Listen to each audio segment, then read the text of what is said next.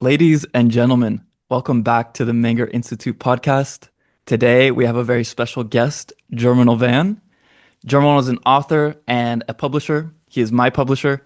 He has done various lectures, including for the Menger Institute. So, Germinal, welcome to the podcast. Thank you, Matthew. I really appreciate it. Thanks for having me. It's truly a pleasure to be on the Carl Menger Institute. Remember, I came last year. I was one of the first guests, and I think it was around Mother's Day, exactly a year ago. And it was great to meet everyone, and I'm glad to be back. And you guys have been doing fantastic work. Thank you. Thank you. Um, yeah, I'm happy that you've been affiliated with us. And actually, the first thing I want to ask you Mhm, is last time we talked on your podcast, mhm, it was before you read Professor Guido Holzman's book on mhm, Mises, The Last mhm. Night of Liberalism. And I feel like maybe you've learned a lot or had some revelations about Austrian economics in particular. So I want to ask you about your current perspective on Austrian economics and Mises. Well, Macy's is an intellectual leader. Like any leader, he has his qualities and his flaws. His stubbornness is his greatest asset and also his greatest flaw because on the one hand, the ability for him to strongly believe in something basically allowed him to create an entire framework on it, and it eventually proved him right. But at the same time, it also made him quite intolerant toward others who disagree with him, and that can reflect as an authoritarian, or I wouldn't say totalitarian, but more like an authoritarian leader too. But again, that's leadership. Rothbard was the same. As a matter of fact, I started working on I wanted to write a biography of Rothbard as an intellectual leader, and Rothbard is someone I do not like, but I the biography I'm working on is me portraying Rothbard like very objectively, not me saying I don't like it. Doesn't My personal opinion doesn't matter, but it was more like who he was and showing how Rothbard created, like how he was able to. Sorry, it's kind of loud outside. Mhm. How he was able to connect libertarianism with Austrian economics, because that is one thing. A lot of people today tend to think that libertarianism and Austrian economics are the same. It's not. Austrian economics is a branch of economics. It's a school of thought in economics. Libertarianism is a political philosophy, and Rothbard was able to combine the two, which is called Austro-libertarianism. So, but that's another topic. I digress. But to come back to Mises, no, I learned a lot about Mises, about like his life, how he started off and the impact that he lasted. The book was like 1,100 pages, man. It was big. It was a big book. It's like it's kind of hard to sum up the book in just a few phrases, but Mises was definitely an intellectual leader who I believe deserved the Nobel Prize in economics, even though they say that, oh, like, in order to win it you need to use math and stuff, but it's not about the application of math. It's about shaping an entire branch of knowledge. That's why the Nobel Prize pretty much reward. And they didn't give that to Mises, and Mises shaped an entire branch of knowledge, economics. Like, when they talk about the knowledge problem, we say Hayek is the one who created. Hayek didn't create the knowledge problem. It was Mises. Hayek basically expand on Mises' idea of the knowledge problem. Economic calculation, how like the absence of prices do not how the absence of prices cannot lead to optimal outcomes, because prices are signals. This is Mises who developed that. So Mises, like, the guy was solid. Literally, he was solid, and he honestly deserved the prize before he died. They should have given it to him in 1971 or 72 instead of giving to Simon Kuznets or to Kenneth Arrow or Vasily Leontiev, all of these guys. And then, of course, they gave it to Hayek a year after, Mrs. died because they knew that if Mrs. saw that, I don't know. I don't miss if I like that. Yeah. Um, I mean, just to comment on Austro-libertarianism and Mhm. Rothbard, I think that would be a great for you to write a biography on Rothbard. That would be awesome. Definitely, personally, and at the Karl Menger Institute, we agree with the economics of Austrian economics. We agree with the history that Rothbard has written, but libertarianism and his application of ethics, I think that's where we disagree, where we're subjectivist. We say, you know, if the market can provide competition in all these different areas, why not Mhm. for ethics? Why not for morality? Yeah, yeah, Um, and that's where and that's what I was saying. That's where Rothbard distinguished himself because he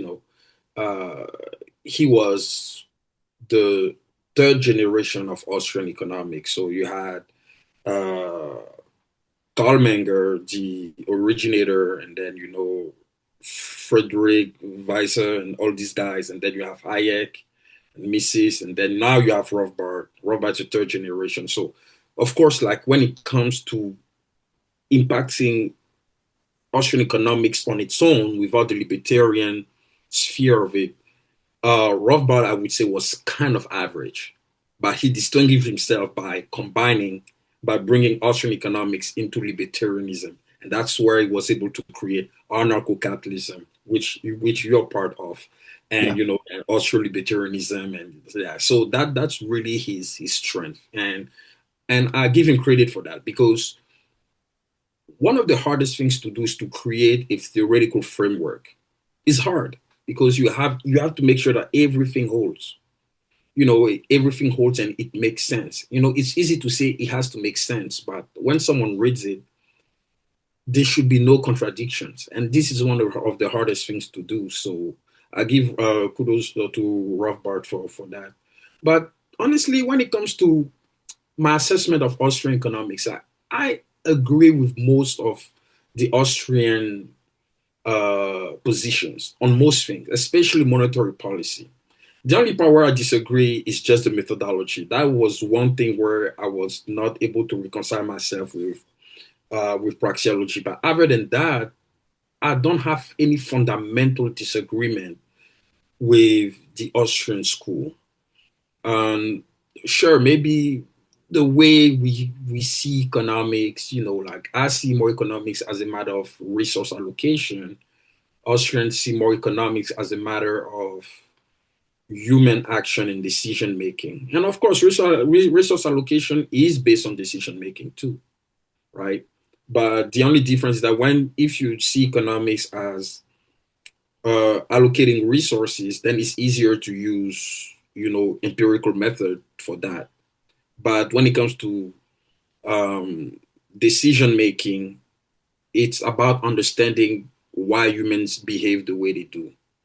And it's more like I would say it's not even philosophy for me. It's more like psychology, and that's where it can be predictable. Because psychology, when you understand psychology on a really deep level, humans are really predictable, in my opinion. But Hmm. I could. Okay, I like that. Um, Let me ask you about another economist, and Mhm, if I may go as far to say a hero of yours, mhm, Thomas Sowell. mhm. Yeah. You wrote a biography on Thomas Sowell, and Mhm. I just would like to ask you more about who was this guy. Yes. So Thomas Sowell is a controversial economist for the wrong reasons, unfortunately. Normally, the things he talks about are not eureka moments. Like it's very basic uh, things he's talking about, things that normally make sense. But what Thomas Sowell did, and I think to me his most powerful book, not my preferred, but his most powerful, is A Conflict of Vision, where he talked about the constrained and the unconstrained vision. So the constrained vision is about someone who understands that human beings are flawed and therefore trying to control how they're going to behave, trying to control outcomes based on their behavior is pointless. Basically, let the ecosystem take care of outcomes on their own. Basically, the market. Let people make decisions on their own. And the unconstrained vision is based on Rousseau's philosophy, the general will. Like we need like a central authority that we surrender our rights to, kind of like Hobbesian a little bit. We surrender our rights to in order to get freedom and and equality and stuff like that. And basically, Rousseau believed that human beings are fundamentally good. It's society that corrupt them. But who is society? Society is just people, right? So even that, just starting from that, it doesn't make sense to start with. Because if you say all human beings are good, it's society that corrupts them. That means that human beings are fundamentally not good. Because if they were, there would be no corruption. Usually, the two fundamental um, deadly sins that we are confronted to is greed and envy, right? Like greed, someone has something and he wants more. Envy, you lack and now you want to get what the other person has. That's what it is. Even if you notice, when there are recessions, what always happens? People blame capitalism. What is the first thing they say? People are too greedy, right? It's always that. It's never about sloth, which is another deadly sin, or about I don't know, wrath or anything. It's always greed. So human beings, yes, are greedy. And Thomas Sowell understood that. He said, why should we change that? There's no point in changing who we are. The point is to understand our incentive. So that's what Thomas Sowell is talking about. And people hating for him because he doesn't subscribe to the dominant narrative, which is to say that, especially when it comes to race, like, Black people are oppressed. The system oppresses them so they can't achieve anything on their own. And Thomas Sowell said, before belonging to a specific race, we're human beings first and foremost. You can be European, you can be Asian, you can be Black, you can be whatever you want. You're first and foremost a human being. That means that you have the power to decide for yourself. No one control at the end of the day your actions. You decide how you want. But the problem is that people talk about freedom, but they exclude responsibility. And freedom comes with responsibility. You cannot claim to be free and run away from the consequences of your choices. And that's the thing that makes people uncomfortable. And that's why Thomas Sowell has been vilified, because he always confronts people to the consequences of their choices. He say, if you make decisions, the consequences coming with it. When for example, he talks about why minorities. He would take, for example, um, Indian American, like people from India, and then Black Americans, two minority groups, brown or black, they both have dark skin. But one social group is more advanced than the other.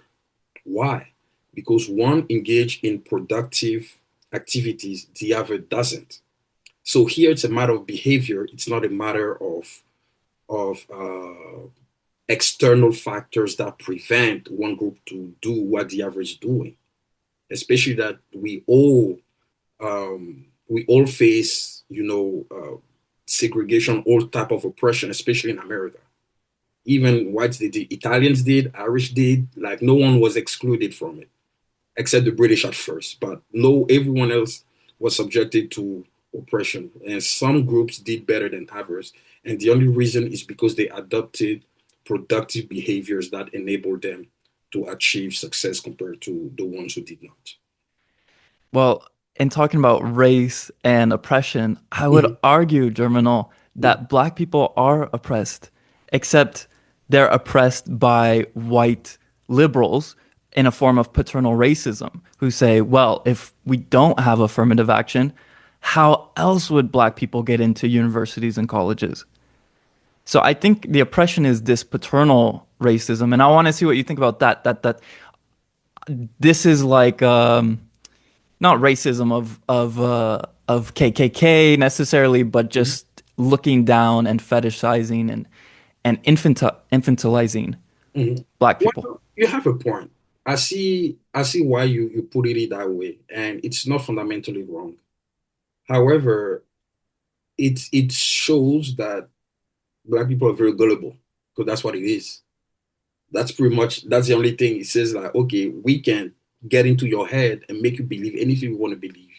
Because when you truly, and the reason why is because, like a lot of people who argue in favor of the liberal narrative say that, black people have been stripped of their identities and stuff. And to some extent, it is true.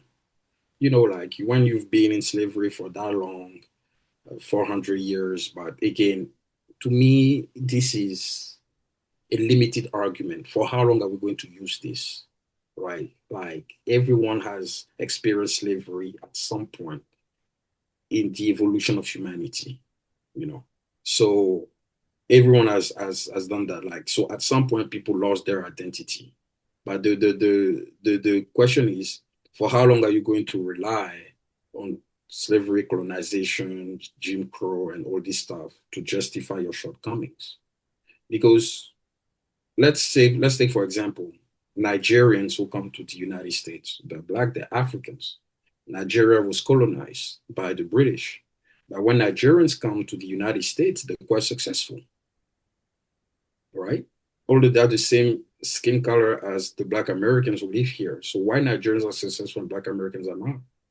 Especially that colonization is another form of slavery. So we were not exempt from slavery either. And the worst is that trying to see what colonization is, right?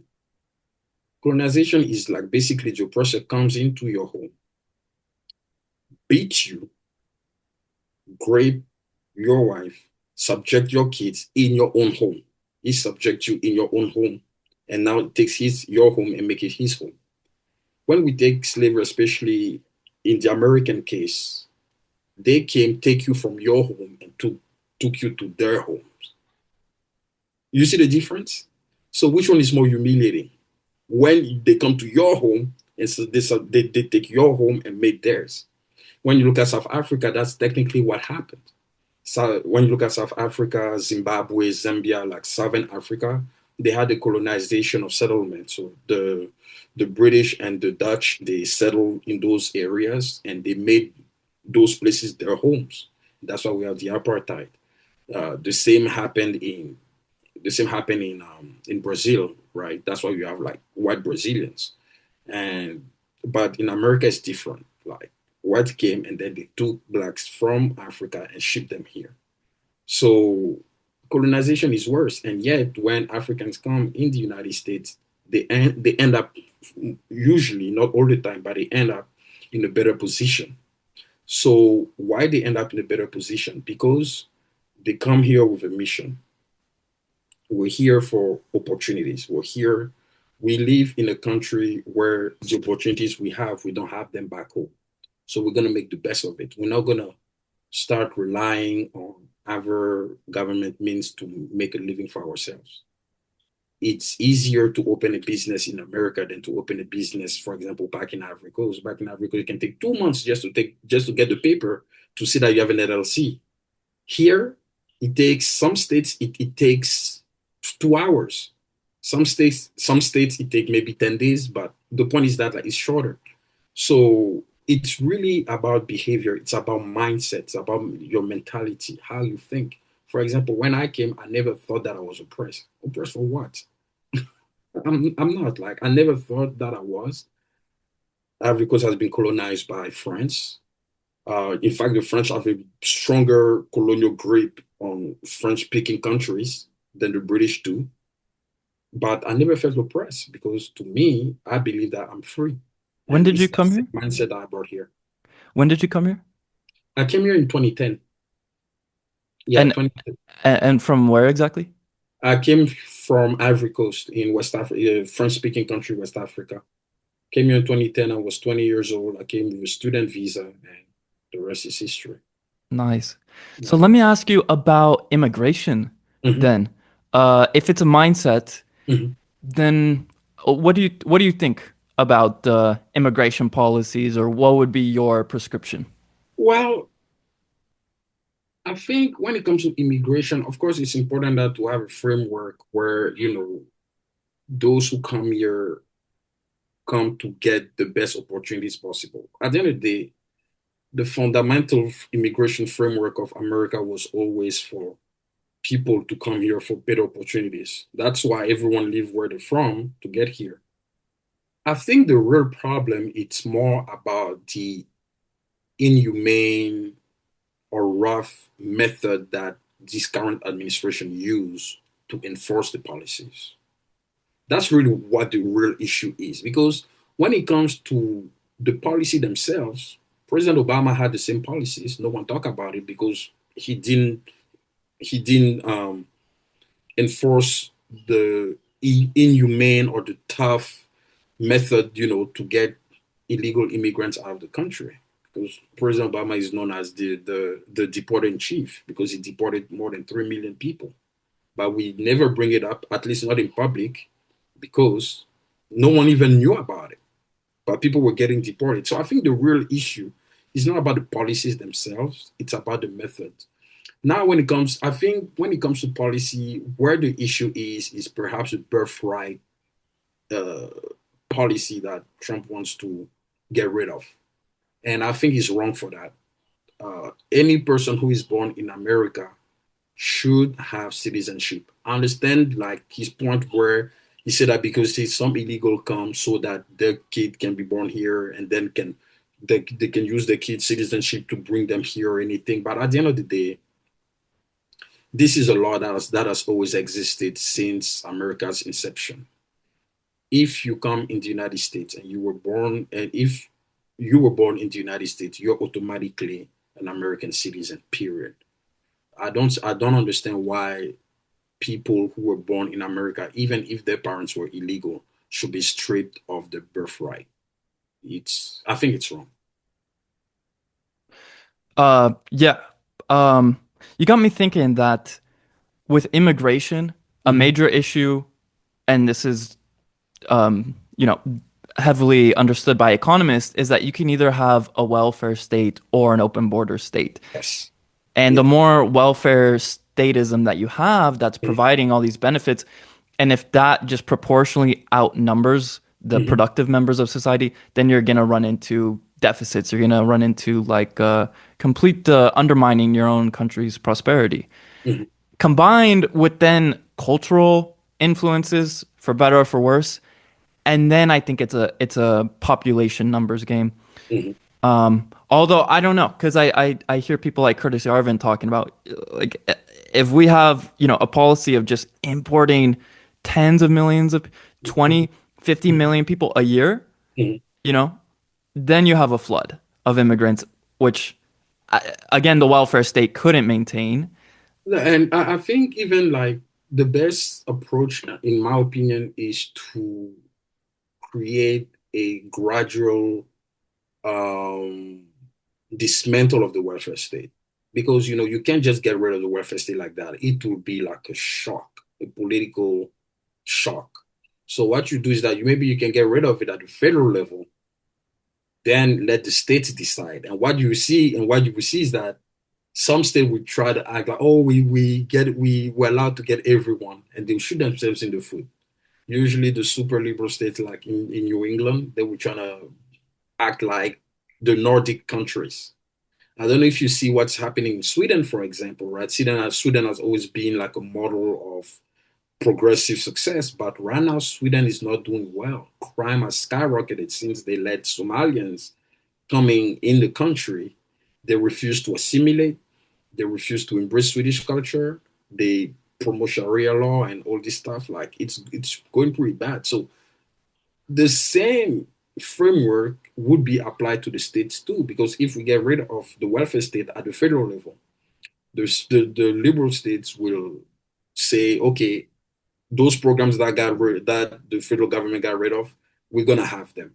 Now the people who want welfare will migrate to those states, and now those states will incur more deficits, and eventually, right, economics will apply. You cannot sustain that, and they eventually gonna get rid of those programs themselves too. I think it's better that way than to just, abruptly get rid of everything because that is something no federal politician is willing to take the risk because politicians they want to keep their position. Yeah. That's why you see Republicans maintaining the welfare state, even though in theory they're against it. Yeah. That's so true. I mean, I think if I had the magic wand, I would say allow private charities to flourish, allow private Exactly. philanthropy to flourish as a competitor, and then that'd make it easier to repeal the welfare state because you're like, if you need welfare, go Mhm. to these private charities, like the role the church played for centuries in societies.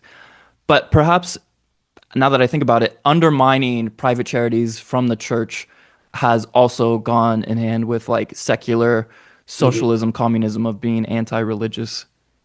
I think like I say like right, the best way is for people to learn from experience. So like because we know that for example the rest states, if the welfare state is dismantled at the federal level, as each state now is free to choose whether they want to have a welfare state or not. We know that most of the rest states will have no welfare state, so it will fall on the blue states.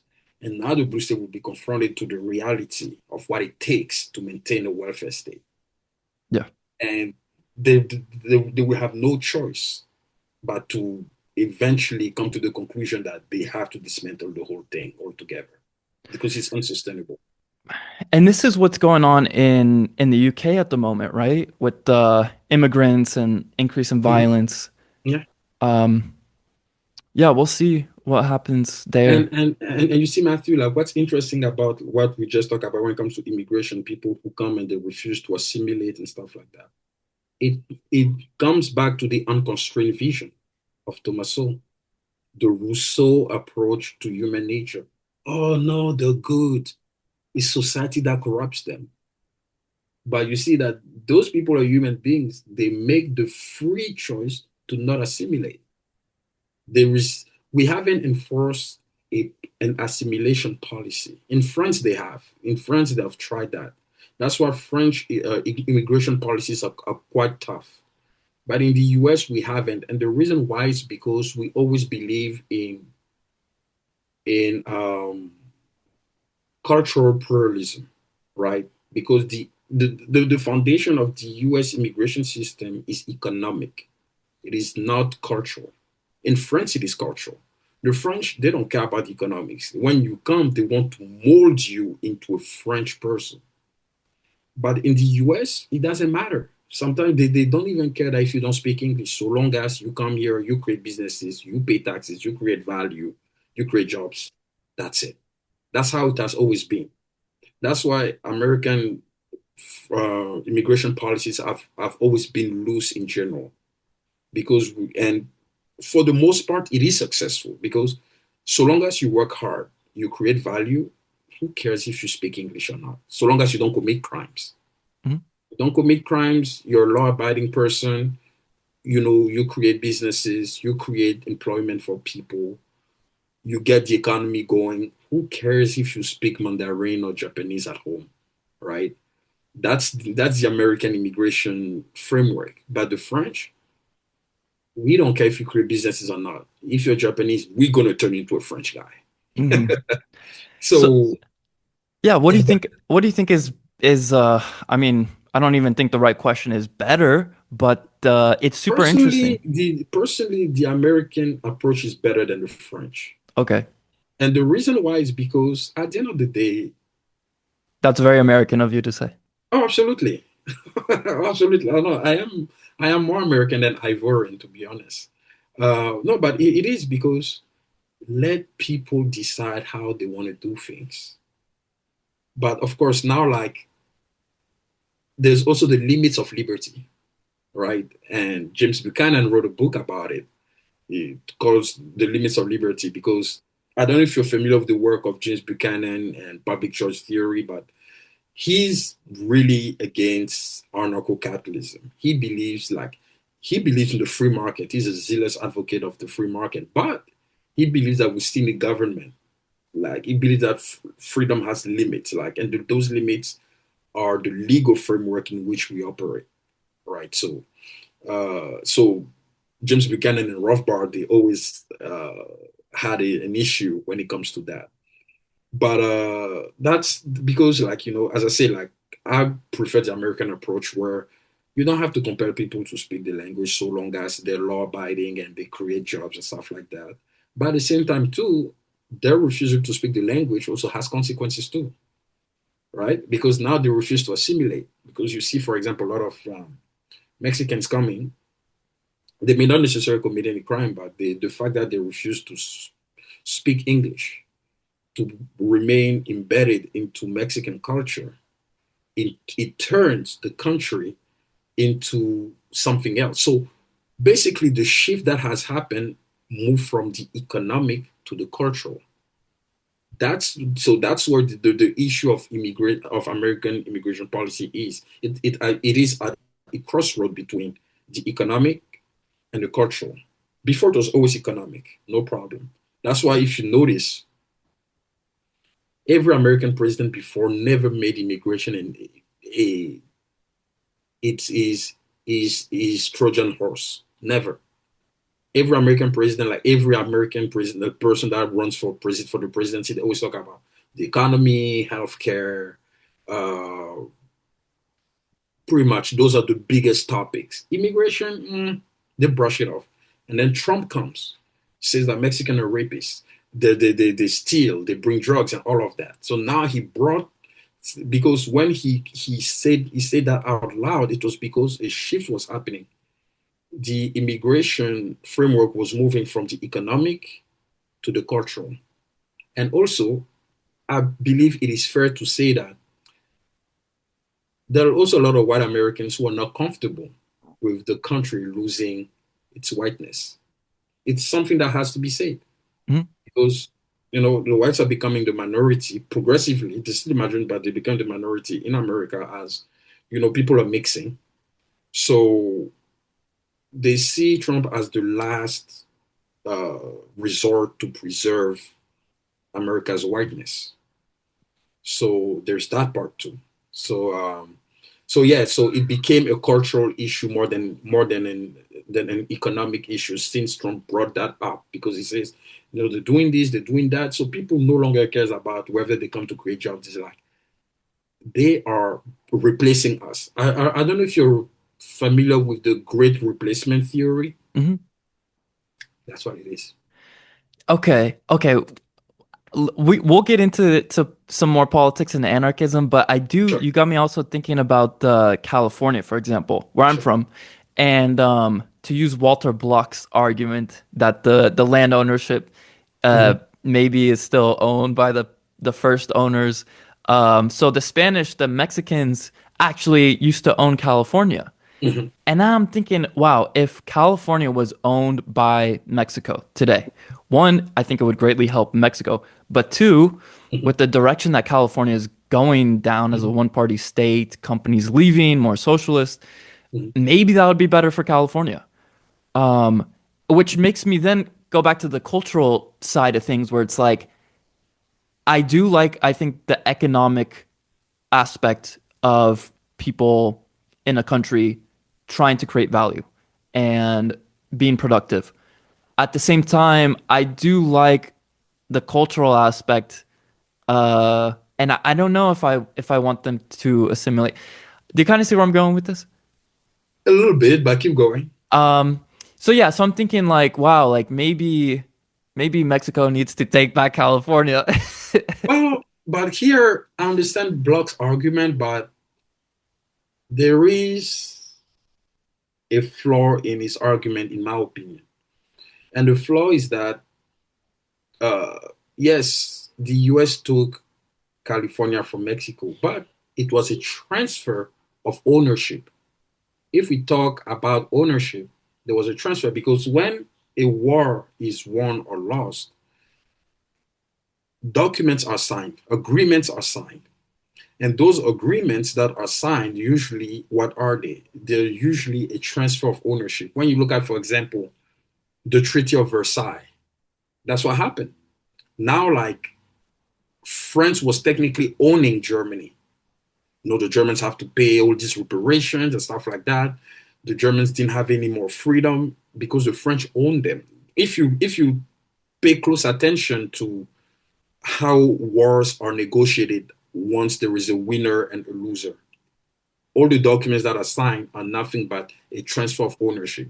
So if Mexico, whether willingly, not willingly, unwillingly transfer ownership of California to the United States, it is still a transfer of ownership. So Mexico is no longer the owner of California Yeah. because they transfer their, Right. their Yeah. land. I, So since the yeah. United States now is the new owner, They own it. yeah, they own it. I've just been reading today and the past couple days Ralph Rako's lecture called "The World at War," and it was a 3 hour lecture he gave at the Cato Institute. But Hmm. I got a copy because it was published and edited by Ed Fuller. Hmm. And well, on a side note, Ralph Rako mentions Thomas Sowell in there, and he mentions Hmm. how it was the Germans who created the Sunday that we know of today as like a God's holy day when like be Hmm. with their family and rest. Whereas before it was like you're gonna go to the saloon and like try to pick up a chick and still drink and stuff like that. That was the American Sunday. But the Germans changed that. But also during the end of World War One and the Treaty of Versailles, the French, they're like, hey, you guys, your army's decimated. So relinquish so much land, sign this document. And the Germans were like, we can't sign this.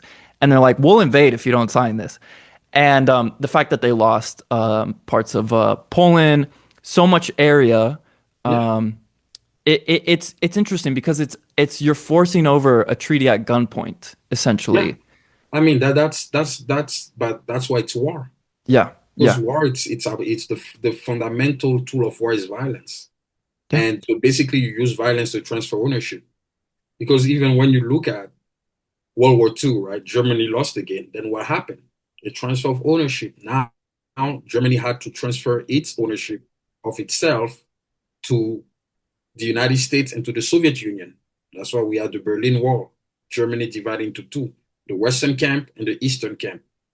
Again, it's the same thing. It's just transfer of ownership. When the Soviets took power in Russia in 1917, it was a bloody and violent revolution. But what happened? Transfer of ownership. Now the state says, hey, we're taking all the land, all the farms. Uh, you guys can't own anything. But the reality of human nature proved to be right because not even long ago they had to implement the NEP so that the economy can boost again because it shows that private ownership matters. In the Soviet Union, they tried to collectivize everything, it didn't work. And then, but then Stalin came and did his thing. But the point I'm trying to say is that wars are nothing else but a transfer of ownership through violence. That's it. yeah. I like that. Did you say the NAP? They had to implement the No, no, I was saying the NEP, the new economic policy, NEP, mm, NEP. Yeah. In 1921 or 22, something. It was like 2 years before Lenin died. They okay. implement those free market policies because they couldn't sustain. Got you.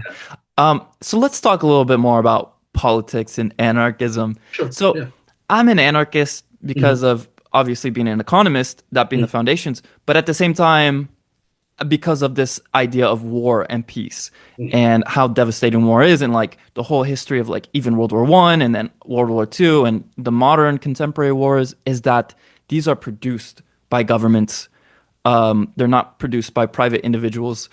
Everyone in World War One had a gun ready to go. And the fact that governments, Department of Wars, Department of Defense, it's like the idea if you have a government butcher, then the butcher will be butchering. Okay, if you create a military industrial complex, then it will go to war. Yeah. And that's how I look at the government as like Randolph Bourne said, war is the health of the state. They need wars, whether it's ones in the Middle East, proxy wars, whether it's wars on poverty, wars on drugs, wars on diseases. Everything's a war.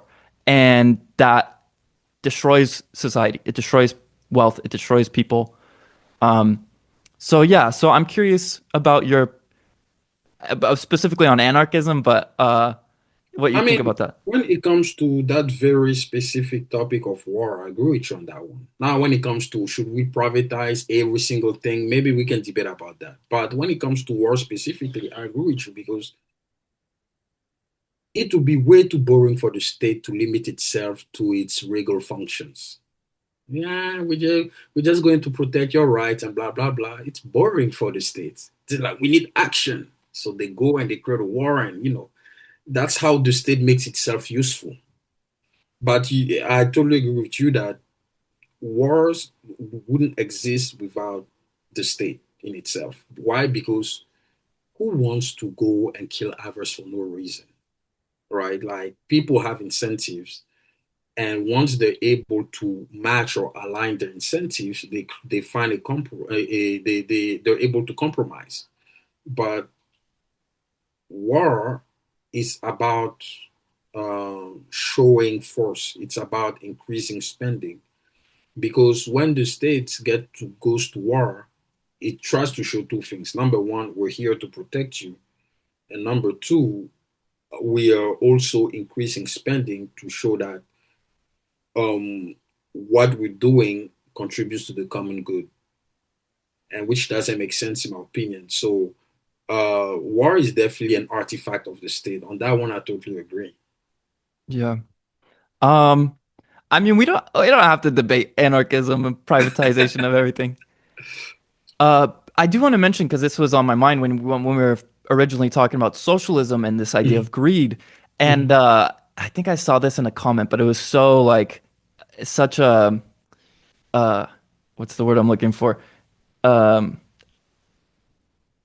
whatever. The comment was essentially like, okay, it's interesting that socialism or even like people who are like look at a capitalist person who has a lot of money, they're greedy, but at the same time they'll be like, and you should redistribute the money and give some of it to me. That's not greedy at all. To want more of someone else's money, Oh, but that is the utmost embodiment of greed. yeah, exactly, exactly. Yeah, absolutely. Because taking someone's money you haven't worked for, that's the utmost embodiment of greed. If you work for it and you want more of it, I don't see it as greed. To me, it's normal. Hey, you work for it. You became wealthy through your hard work. It's people, Matthew, I'm telling you, people don't understand how entrepreneurship is the hardest thing to do in human nature, in human civilization, besides going to war and die for it, because that is scary as hell. I don't want to do that. Or even giving birth, because as a woman, I'm not a woman. I'm a man. Only women have that superpower. Well, it's And God knows, 2026, so yeah. I know where you're going with this. We're not going there. But you see what I'm saying? Like it's one of the hardest thing because like pushing a baby, like it is. I cannot imagine the pain, of going there for hours. But besides those two main things, starting a business is absolutely difficult. I'm telling you, it is difficult. Everyone doubts you. It is really challenging. That's why I always say that entrepreneurs deserve their wealth. When they've reached a certain level of when people say, "Oh, the billionaire should exist," I'm like, "Shut up! You don't know Mhm. what you're talking about." Any person who actually owns a business and made that business successful knows and understands what it takes to make it successful. So it is very difficult. So when entrepreneurs want more, they should go for it. I don't see how that is greedy. No, it's the only way to be wealthy in a private enterprise society is to produce a good Yeah. or a service of value, and other And people give you and money. have you ever asked yourself why sloth is a deadly sin? Right? Never, right? And the reason why it never even crossed your mind is because sloth is the most inoffensive of all the deadly sins.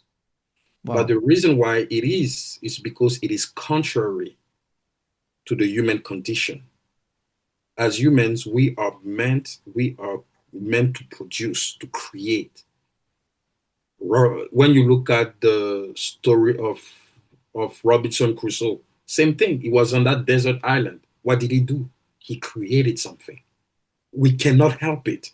We Mhm. always we're always driven by the creation, by producing. That's why I always say on my stories, you have to be obsessed with production. Production is freedom. When you produce, you are free because you apply your full creativity on a full scale. It's amazing. And that's why like people who are lazy become resentful. Because even you can be lazy for a while, but even after a while now, what happens? You start to feel that you stagnate. Mhm. And when you stagnate and you see your friends moving forward, what's going on? You start becoming resentful because you're not using your potential. You're not doing what you're supposed to do. You're supposed to create and you're not creating. Yeah. That's why sloth is a deadly sin.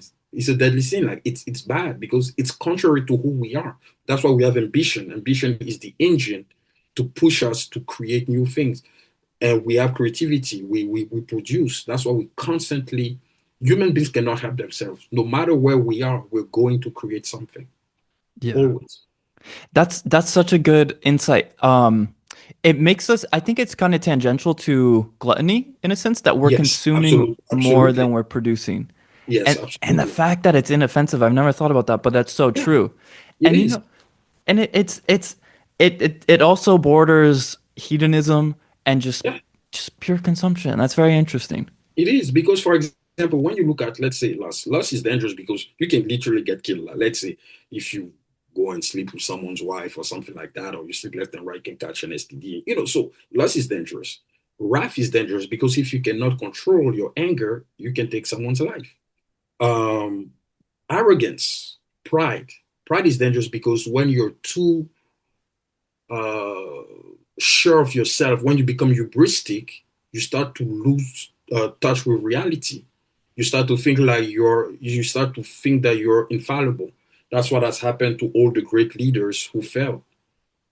If they didn't fall through lust, they fell because of pride, right? Because they reach a point where admitting that they were wrong, it's like committing a crime so they can.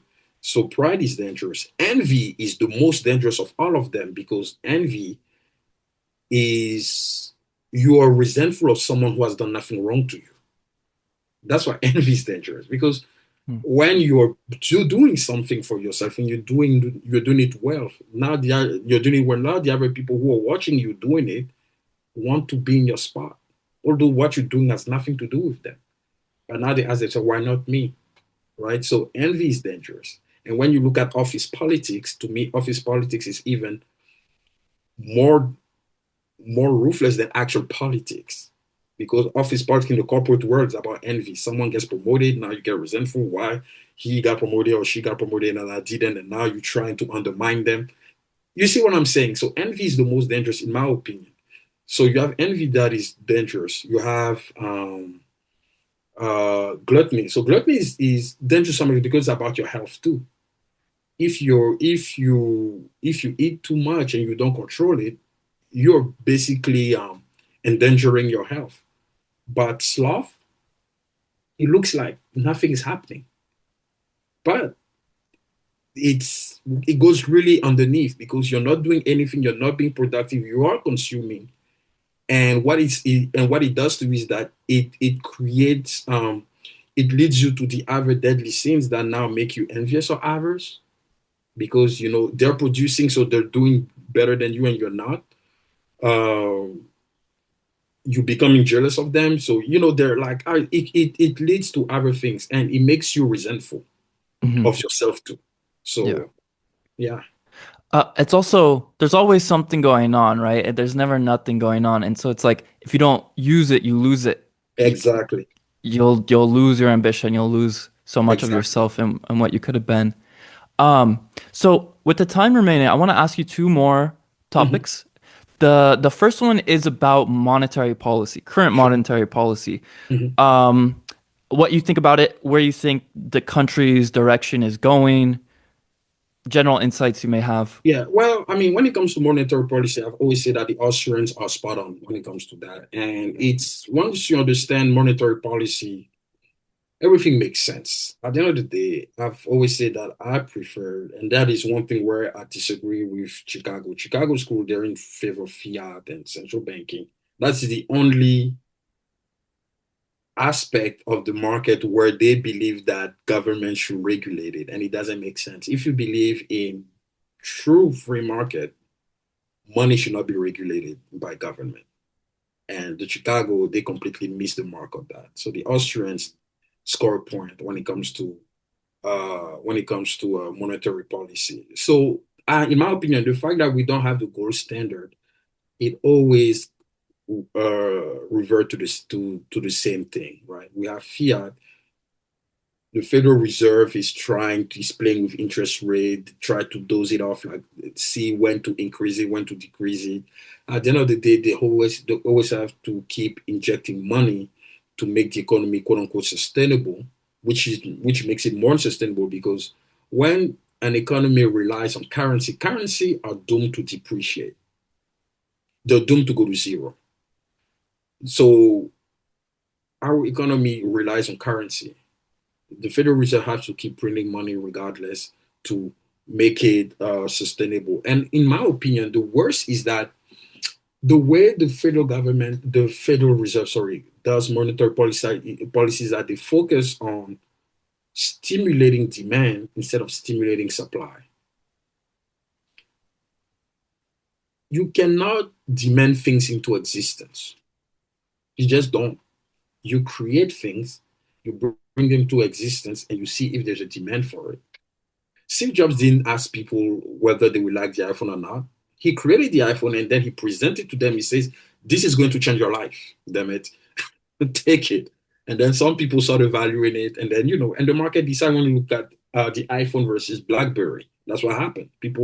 Most people went with the iPhone. BlackBerry got extinct eventually because of supply. But the Federal Reserve, they put money into people's hand, and then they say go spend it. But when it comes to spending, people always spend more than they have, if they can, and that's why they take loans, they take credit. But there's never enough for everyone to be supplied for, and that's why we constantly have inflation because of that discrepancy. So instead of stimulating demand, stimulate supply, encourage producers to produce more. Because if at least we stimulate supply, you know what's going to happen? Prices will drop. People will have a higher purchasing power, even if it's not based on the gold standard, unfortunately, but at least. But we have an economy that is not based on the gold standard. And on top of that, they stimulate demand instead of stimulating supply, which makes no sense to me. It makes absolutely no sense. And I'm like, what are you guys doing? And they always act shocked, like, oh, we didn't see it coming. When they say that inflation, for example, was transitory in 2000, I'm like, are you guys serious? Are you guys serious? You're going to tell me that you didn't see it coming? You shut down the economy. Basically, people cannot produce, and yet you print money for people to spend. What did you expect? Of course, inflation skyrocketed. And since 2021, we've been dealing with bringing inflation, taming inflation down. Like now, yes, it kind of came back to its quote unquote normal level. But since we don't have the gold standard to prevent government spending, it's going to go back up again. Because so long as the government needs to spend more, which increase the national debt and deficits, well, inflation will keep going up. That's why I believe that we need the gold standard because the gold standard prevents government from spending. But the reason why government doesn't like it, as you say, it comes back to the point of war. Government needs to go to war. And the gold standard is inefficient at keeping the economy during wartime. Because during wartime, you got to spend on war equipment, so you cannot use a commodity for that. You have to print paper. They did that with the Civil War. They did that with the Spanish American War. They did that with World War One and World War Two, and so on. Yeah. Yeah, there's so much there. It makes me think of central bankers who just create money with the Yeah, snap of their fingers. yeah. And it's like, oh, they get super rich. And it's like people wonder, wow, look, like this is the product of capitalism. Capitalism must be the problem.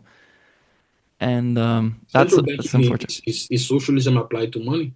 Yeah, It's central exactly. planning. I think yeah, you're the one who even said it. You say it's central planning applied to money in one of your posts, if I'm not Hmm. mistaken. I always reshare your post. Thank you. And yeah, it is because when you look at central banking, it's literally central planning. Like you're trying to plan, you're trying to control all the variables of money in the economy. Like it doesn't make sense. Like currency should be competitive. Let banks compete with one another. That's why the Scottish banking system or the Scottish free banking system to me is the real free banking, not the one that we had that focused more on the entrance, right? It's about the entry in the banking industry. And that's the part that a lot of people uh, fail to understand about free banking in America. America didn't really have free banking. What we had, like when at the time when it was considered free banking from 1837 all the way to the Civil War, it was just easier for banks for people to start a bank, and but there was still regulations, a lot actually. But in Scotland, at the time of Adam Smith, free banking was like you, the banker, take all the risk and all the you take all the risk and all the consequences if you fail.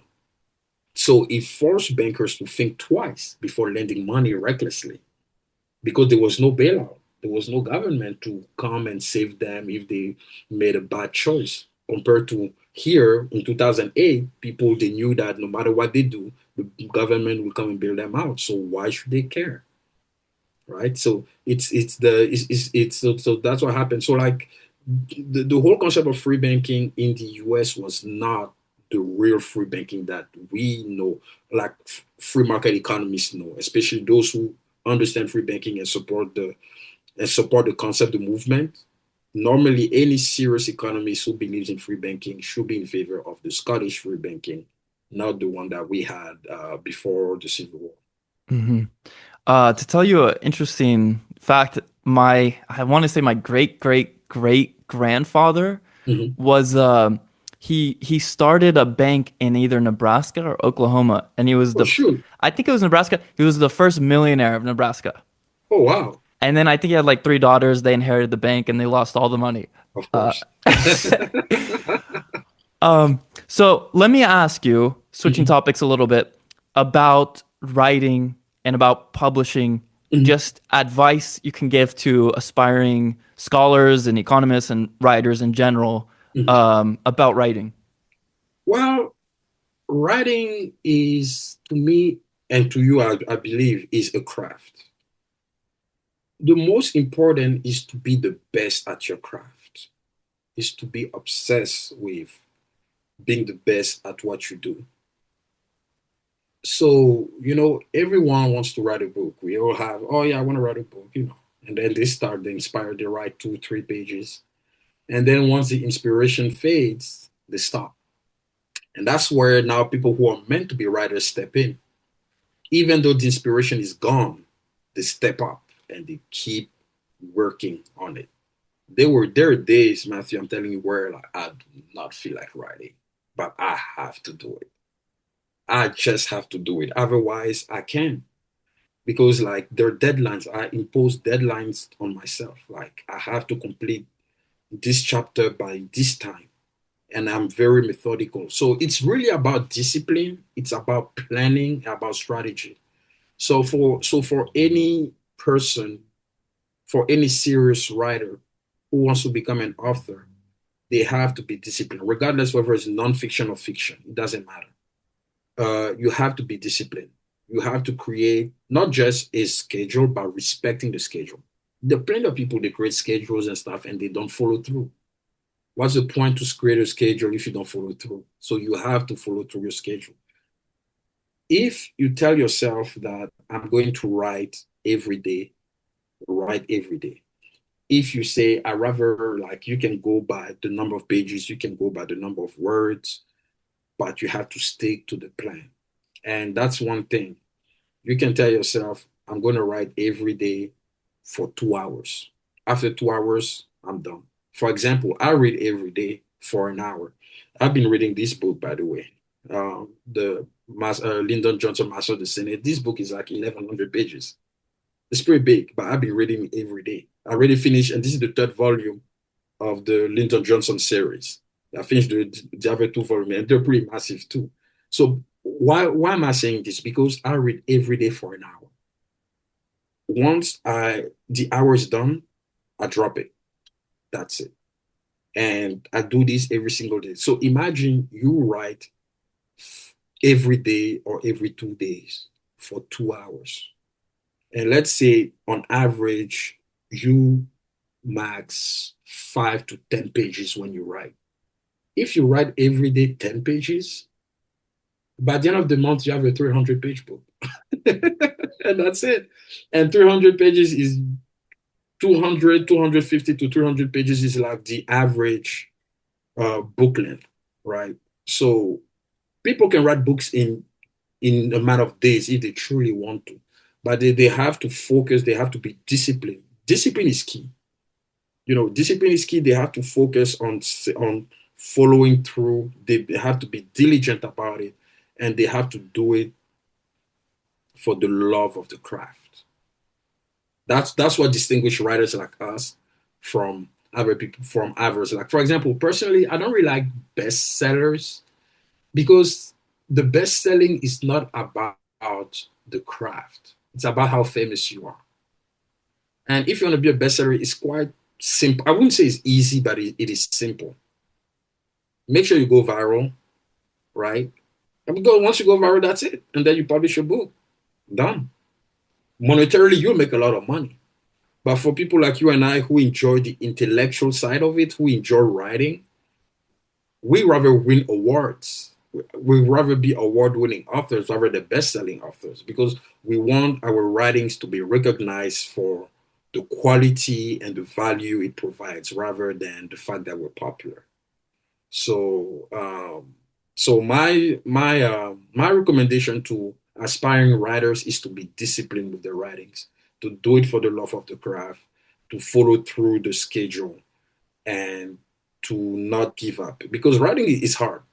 Writing is hard. It's a If you know someone who writes, you gotta respect them, and it's very hard to argue with writers. It's very hard to argue, right? Because when you write, like the ability to transfer what you have in your mind onto paper, and you transfer that in a very coherent structure way, most people don't can do it. Most people cannot do it. So when you have the ability to do that, you're already ahead of 99% of people want to get into that industry. Yeah, I love that. That's beautiful advice. Yeah, Um, and absolutely. writing is such a beautiful craft. It is, and it's something you can do for the rest of your life. Yeah. Yeah. I Yeah, was even thinking today, I'm like, wow, like music, I love music. It's like you hear someone sing, you hear their voice in your head, literally. You hear their words.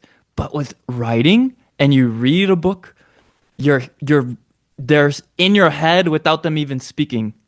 right. And you have their voice in your head and Well, ideas. honestly, Matthew, I gotta say, man, you are on top of your game. You write and you make music. Those two things are hard as hell.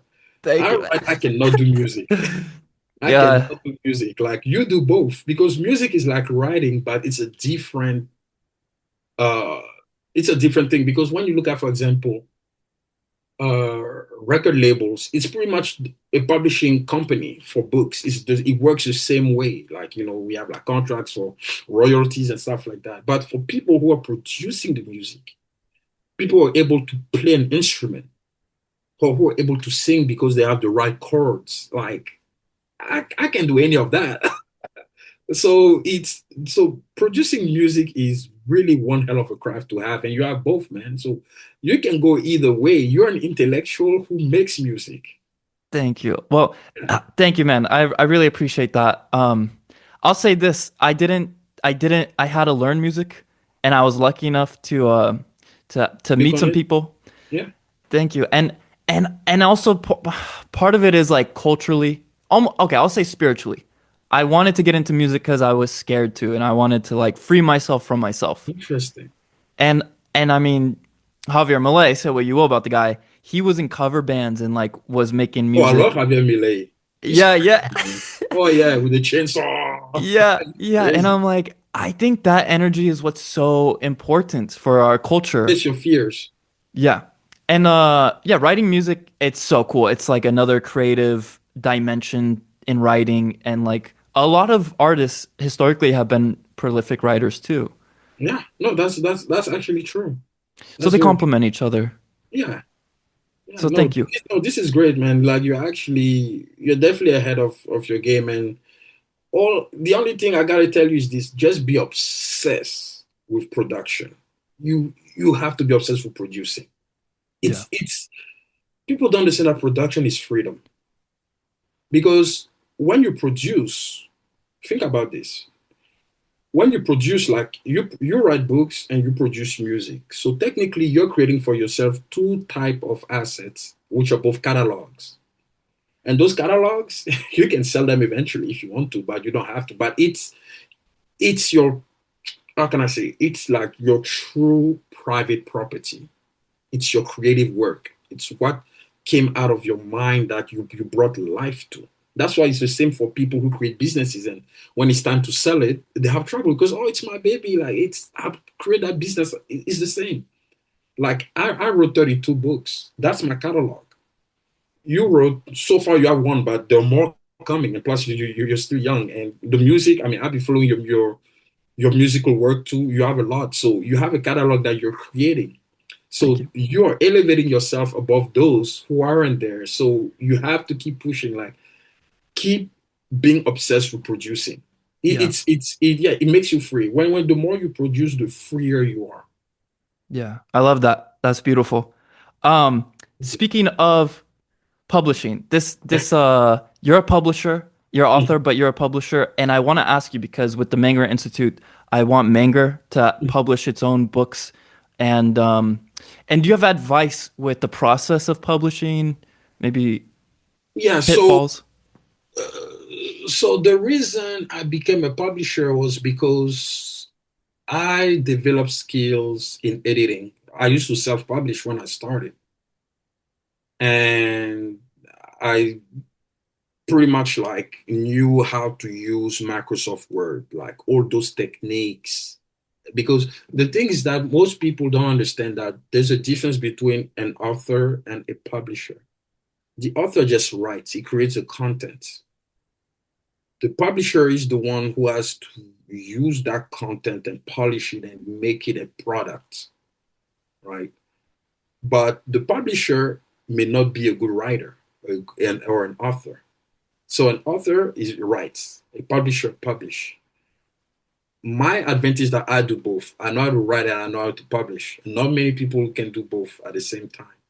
If you notice, like Stephen King, for example, is an author. He doesn't know how to publish. He writes his book and then he sends it to the publisher, and the publisher does the work. I was able to do both. So I developed the craft. I don't know if at the Menger Institute you guys have like people who know how to use Microsoft Word, because if you have people who know how to use it, then you can create a publishing company out of that. It's really about editing, being good at editing, and then formatting. Formatting is where a lot of people, a lot of writers, the writers who try to get into publishing find trouble Hmm. because formatting can be challenging, and that's where publishers now show their true value. So if you know anyone who knows how to do that, that person should be taken on board at the Menger Institute, and then you guys can create a publishing company out of that. Because yeah, that's what the Mises Institute did too. Because they have a publishing branch from the institute. So the Menger Institute can do the same. Yeah, Awesome. it's definitely about mastering Microsoft Word, pretty much. Okay. That's great. That's great advice. I'll look into it. I'll see if I could learn it. That would Yeah, be no, awesome. definitely. Oh, I'm sure. I mean, dude, if you learn music, come on, you can learn that. Come on, you've learned the hardest. Yeah. This is. I mean, I'm not saying it's easy, but Yeah. you can definitely do it. Yeah. I think, with learning anything, I mean, with the Yeah, insightful persistence, yeah, you can learn exactly. anything. And That's plus, like you have that. Plus, you're German. Germans yeah, yeah, they're yeah, very yeah. efficient. They love application. It's true. Yeah, it's true. I would say the same thing with definitely electronic music, where you learn the software. Like it's a language. You have to learn like the key Right. commands, the shortcuts, and what's going on because it's crazy in there. But I'll tell you this, man. My last name Geiger, it Yeah. means violinist in German, but I saw a definition that also said Oh, music shoot. I saw a definition that said music maker. Oh, there we go. So And now I it was, makes sense. yes, yes. And I'm like, okay, it's in my blood. I gotta figure it out. There now it makes sense. Yeah. Yeah. I mean, that's another thing. As I said, like Matthew, just keep being obsessed with producing. That's it. Like if there's something you want to get into, obsess yourself with it. The only healthy obsession is always about the craft. It's not about women, it's not about anything else but the craft. That's the only obsession that is healthy. Because once you obsess yourself over learning something and you master it, it's game over. Beautiful. Germinal. Thank you so much. Absolutely. Where can the people find you? Oh, I mean, social media, Instagram, Facebook, LinkedIn. Oh, also, I wanted to say, I'm sure you saw that I started my consulting firm. So I'm also working with political candidates. So any libertarian running for office and is looking for a strategist to help them, get ahead in the campaign. If you know anyone, you can send them my way and we will talk. That sounds excellent. And we'll link your bios and your links in the bio, in the description. Absolutely. Absolutely. Germinal, thank you so much. Thank you, Matthew. I appreciate it, man. Thanks for having Yeah. me. Yeah.